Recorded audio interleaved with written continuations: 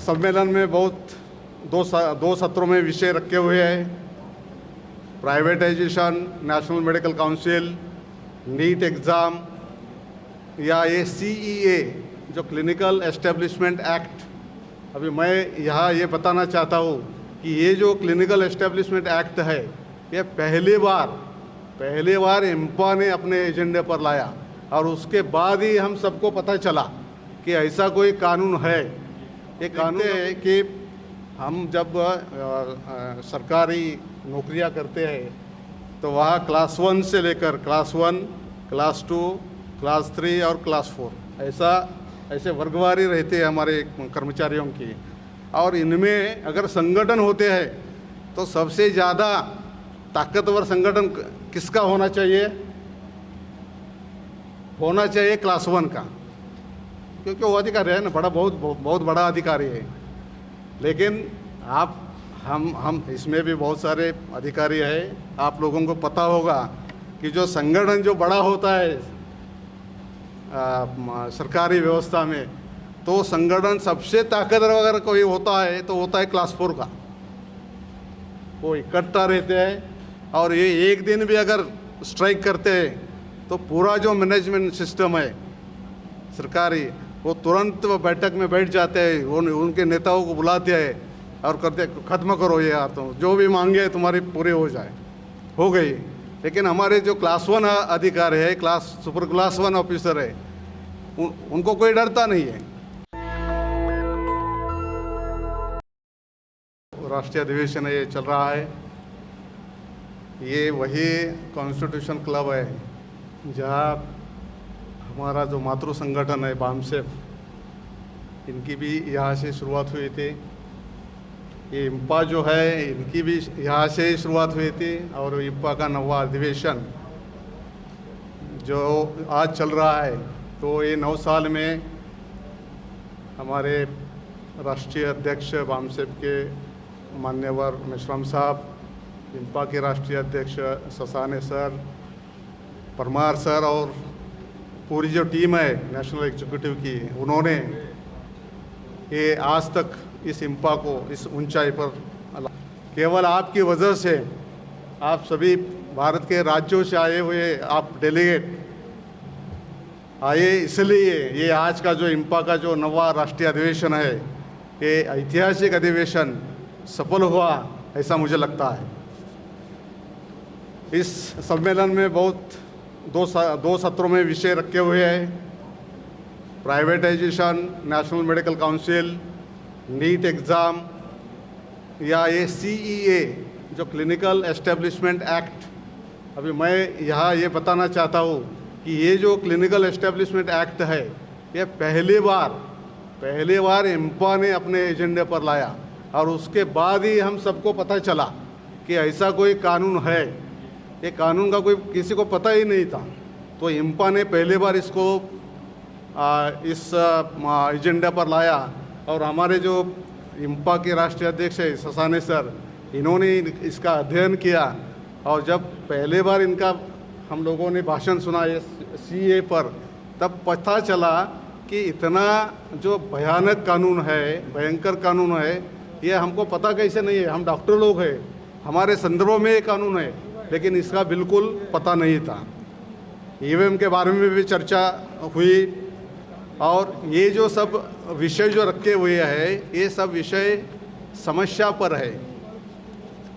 तो जो समस्या है वो परिणाम है और ये जो परिणाम है उसका कोई मूल कारण होगा। और ये मूल कारण हमारे जो राष्ट्रीय महापुरुष थे जिनका नाम मैंने पहले लिया, उन्होंने इसका मूल कारण ढूंढा और उसी विचारधारा को, उसी मूल कारण को लेकर बामसेफ जैसा संगठन बना। और आज तक बामसेफ ने वो जो मूल निवासी महापुरुषों की जो विचारधारा है, इसका मूल कारण बताया गया कि ये है ब्राह्मणिकल सोशल ऑर्डर, जिसको ब्राह्मणी समाज व्यवस्था कहते हैं। यही इसका मूल कारण है और जातीय व्यवस्था के माध्यम से ये सब जो सवाल है वो खड़े किए हुए हैं।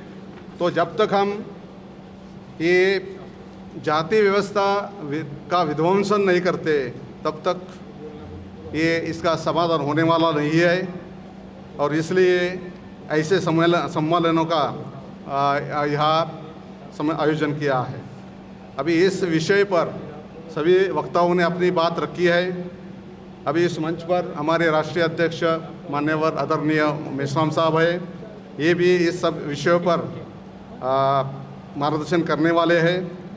और इसका अभी तक हमने समस्याओं पर चर्चा की, लेकिन इसका जो सॉल्यूशन क्या है, समाधान क्या है, ये समाधान बताने का काम जिन्होंने 40 साल समाज को दिए है, ऐसे हमारे मेश्राम साहब इस पर मार्गदर्शन करने वाले हैं। हमारे इंपा के राष्ट्रीय अध्यक्ष मगन ससाने सर इस पर आपको मार्गदर्शन करने वाले हैं। हम बुद्धिजीवी लोग हैं और हमारा जो समाज है, हमारा समाज गरीब है, हमारा समाज खेती करने वाला है, हमारा समाज खेत मजदूर है, श्रम करने वाला हमारा समाज है और हमारा समाज कमज़ोर है। तो ये जो मैंने जो वर्णन किया इस समाज के बारे में, तो ये अपने आप ऐसा ये समाज नहीं हुआ है। हमारा मूल निवासी बहुजन समाज अपने आप नहीं हुआ है, तो इसको ऐसा रखा गया है, ऐसा बनाया है। और ये बनाने वाले कौन है? ये जो सिस्टम के बारे में मैंने बताया आपको, BSO ब्राह्मणिकल सोशल ऑर्डर। अभी ऐसा जो समाज है, उस समाज के साथ हमारा जो बुद्धिजीवी लोग हैं, हम लोग हैं, हमारा लगाव होना चाहिए। मुझे ऐसा लगता है कि ये जो बुद्धिजीवी वर्ग है वो एक तरफ है और ये जो समाज हमारा है वो एक तरफ है। इसमें एक दरी है और इसीलिए हम देखते हैं कि हम जब सरकारी नौकरियां करते हैं तो वहाँ क्लास 1 से लेकर क्लास 1, क्लास 2, क्लास 3 और क्लास 4 ऐसे वर्गवारी रहते हैं हमारे कर्मचारियों की। और इनमें अगर संगठन होते हैं तो सबसे ज़्यादा ताकतवर संगठन किसका होना चाहिए? होना चाहिए क्लास 1 का, क्योंकि वो अधिकारी है ना, बहुत बड़ा अधिकारी है। लेकिन हम इसमें भी बहुत सारे अधिकारी हैं। आप लोगों को पता होगा कि जो संगठन जो बड़ा होता है सरकारी व्यवस्था में, तो संगठन सबसे ताकतवर अगर कोई होता है तो होता है क्लास 4 का। वो इकट्ठा रहते हैं और ये एक दिन भी अगर स्ट्राइक करते हैं तो पूरा जो मैनेजमेंट सिस्टम है सरकारी, वो तुरंत बैठक में बैठ जाते हैं, उनके नेताओं को बुलाते हैं और करते ख़त्म करो ये यार, तुम जो भी मांगे तुम्हारी पूरी हो गई। लेकिन हमारे जो क्लास 1 अधिकारी है, सुपर क्लास 1 ऑफिसर है, उनको कोई डरता नहीं है। तो ये जो ताकत है, ये ऐसी जब तक हम इकट्ठा नहीं होते तब तक एक ताकत नहीं होती। और इसलिए जो हमारे बुद्धिजीवी है उनका लगाव इस समाज के साथ होना चाहिए। और ये जो समाज हमारा है, बहुजन मूल निवासी जो समाज है, वो बहुसंख्यक समाज है और बहुसंख्यक लोगों का जो हित है वही राष्ट्र का हित होता है। इसलिए हमारा लगाव ना किसी जाति विशेष से है, ना किसी जाति समुदाय के साथ है, बल्कि हमारा जो लगाव है वो डायरेक्टली ये देश के साथ है। और इसलिए हम कहते हैं कि ये देश हमारा है, ये भारत देश हमारा है। और जो समस्याएं हमने बताई ये केवल किसी प्रांत की नहीं है, पूरे देश की समस्या होने के कारण हमें मालूम है, आप लोगों को भी जानकारी होगी कि इस देश में वामसेप, भारत मुक्ति मोर्चा, बहुजन क्रांति मोर्चा, ये जो संगठन है, ये संगठन माननीय आदरणीय मेश्राम साहब के नेतृत्व में इस देश में एक जन आंदोलन की तैयारी कर रहे हैं और जन आंदोलन कर रहे हैं। आज आपके सामने ये इंपा संगठन है, ये डॉक्टरों का संगठन है। ऐसे ही संगठन हमारे जो बुद्धिजीवी है, इंजीनियर हो, वकील हो, प्रोफेसर हो, इनके भी संगठन बामसेफ के दिशा निर्देशन में काम कर रहे हैं और ये बताने के लिए मुझे गर्व महसूस होता है। साथियों, ऐसा कहते हैं कि जब हम काम नहीं करते, मतलब सामाजिक काम नहीं करते, जब हम निष्क्रिय रूप से रहते हैं समाज में, तो हम ऑटोमेटिकली दुश्मन का काम करते हैं। जब हम हमारा काम नहीं करते, दुश्मन तो निरंतर काम करते रहता है और वो हमेशा हमारे साथ दुश्मनी ही करता है, कॉन्स्पिरेसी करता है। और जब हम नहीं काम करते तो इसको दूसरे ढंग से लेना चाहिए कि हम दुश्मन का काम कर रहे हैं। इसलिए हम जाने अनजाने में दुश्मन का काम करते हैं। हम साइंस के स्टूडेंट हैं, आपको पता है 2 + 2 = 4। साइंस खत्म हो रहा है, लेकिन 2 + 2 अगर मैं 5 कहो तो आप कहेंगे ये तो गलत बोल रहे हैं। लेकिन ऐसा एक मूवी भी आया था हिंदी में, 2 और 2 5, आपको मालूम होगा। तो इस पर तो किसी ने विरोध नहीं किया। तो जो फोकस होना चाहिए, हमारा फोकस जो है वो ह्यूमैनिटी पर होना चाहिए। हमारा फोकस जो है वो ह्यूमन बीइंग पर होना चाहिए, इंसान पर होना चाहिए। और आखिरी इस संदर्भ में हमारा बुद्धिजीवी जो लोग हैं वो भी बहुत काम करते हैं। समाज में बहुत सारे संगठन हमारे समाज के लिए काम कर रहे हैं, ऐसा हम भी देखते हैं, लेकिन उनका फोकस अलग रहता है। वो फोकस के बारे में मैं एक स्टोरी बताते हुए मेरा भाषण आज ख़त्म करता हूँ। ये स्टोरी मैंने हमारे वेस्टर्न महाराष्ट्र का जो हमारी कॉन्फ्रेंस थी उसमें भी बताया था। आप लोगों को मालूम होगा कि एक केविन कार्टर नामक का एक फ़ोटो जर्नलिस्ट था, मैं था कह रहा हूँ। उन्होंने एक फ़ोटो निकाली थी, जो फ़ोटो इंटरनेशनल मशहूर हुई थी। उनको एक अवार्ड भी मिला था, जिस अवार्ड का नाम था पुलित्ज़र। ये इंटरनेशनल अवार्ड है, केवल ये फ़ोटो के लिए मिला था। वो फ़ोटो क्या था? वो फ़ोटो का टाइटल था the vulture and a little girl. Vulture and a little girl. Vulture का मतलब है गीदड़ और एक छोटी बच्ची।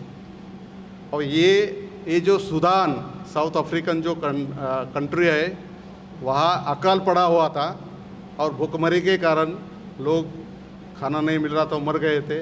और ये एक लड़की जो कुपोषित है, 7 साल की होगी, 1 2 3 साल की लग रही थी।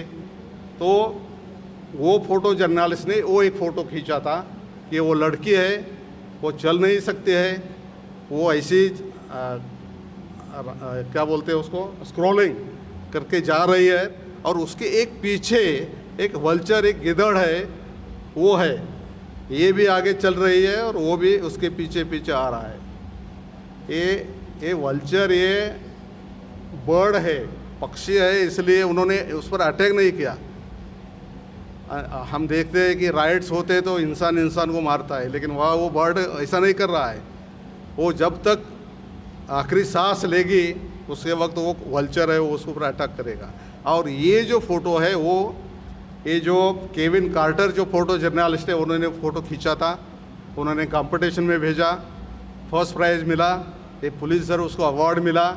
और यहाँ ये स्टोरी ख़त्म नहीं होती है। इसके बाद जो स्टोरी है कि इसका एक इंटरव्यू जो है, वो केविन कार्टर एक टीवी पर आता है और उसके एक इंटरव्यू लेता है, वो इंटरव्यू देता है।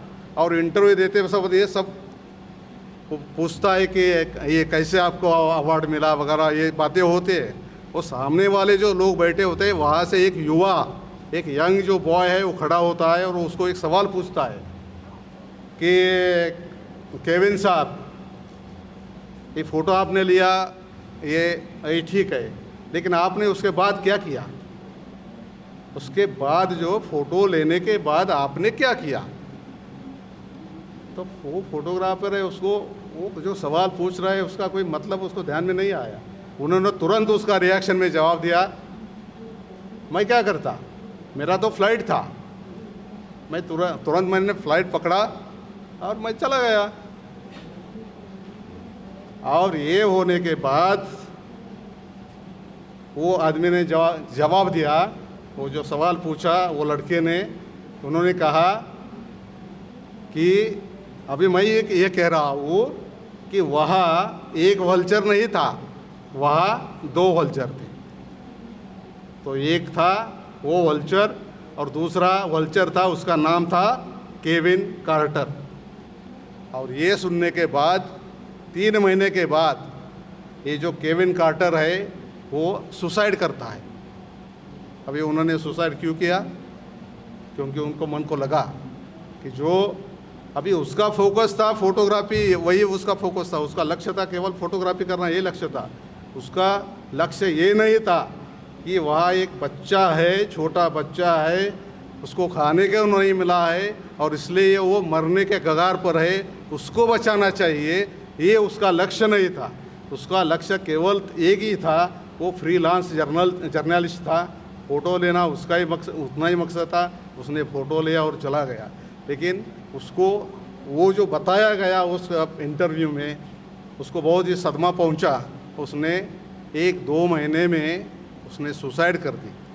तो मैं ये स्टोरी आपको इसलिए बता रहा हूँ कि हमारा भी फोकस जो है वो हमारे समाज के बारे में होना चाहिए। केवल संगठन, बहुत सारे लोग संगठन करते हैं, संगठन चलाते हैं। अभी 50-70 साल हो गए। हमारे मूल निवासी बहुजन समाज में बहुत सारे संगठन हैं, बहुत सारे नेता हैं, लेकिन उनको कोई फोकस नहीं है। तो जब तक हमारे समाज के बारे में लगाव नहीं होगा, समाज के बारे में, समाज के जो उद्देश्य है उस पर फोकस नहीं होगा, तब ये कुछ नहीं होने वाला। तो आखिरी में इतना ही बताऊंगा कि हम सबको, सब बुद्धिजीवियों को सक्रिय रहना चाहिए और आंदोलन या समाज के बारे में वेल फोकस रहना चाहिए।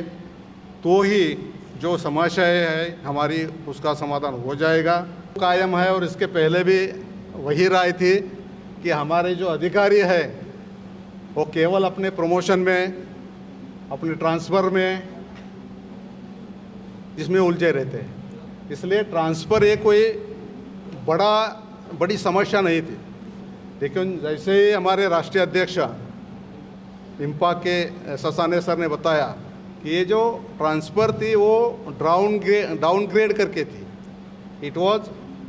I was working on a dean post, a regular dean post, and the transfer was done on a lower post, ये प्रोफेसर हेड लेवल की पोस्ट थे।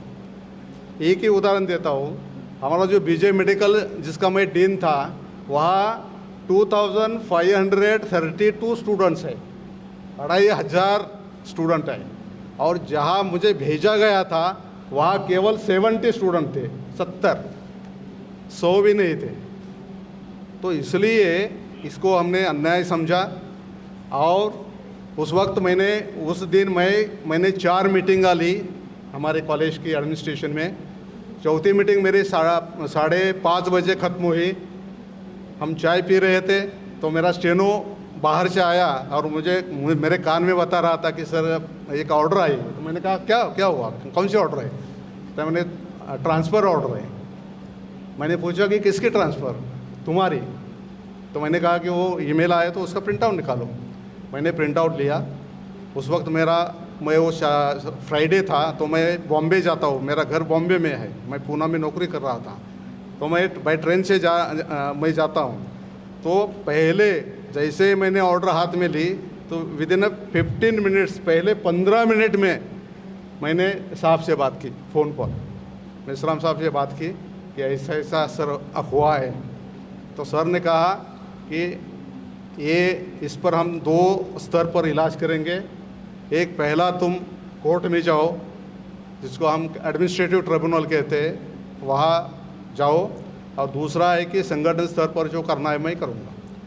तो मैं आज यहाँ इसलिए खड़ा हूँ कि संगठन ने मेरे हाथ में ट्रांसफ़र ऑर्डर आने के बाद से लेकर आखिरी 10 महीने तक और आज तक बहुत ही मुझे सहयोग दिया, सपोर्ट दिया, मोरल सपोर्ट दिया। और हर दिन ये मामले में, क्योंकि इससे मोरल तो डाउन होता ही है, तो हर दिन मेरे साथ हमारे वामसेव के राष्ट्रीय अध्यक्ष वामन मेश्राम साहब हर दिन मेरे साथ थे, इसलिए मैं ये लड़ा जीत पाया, इतना ही मैं कहता हूँ।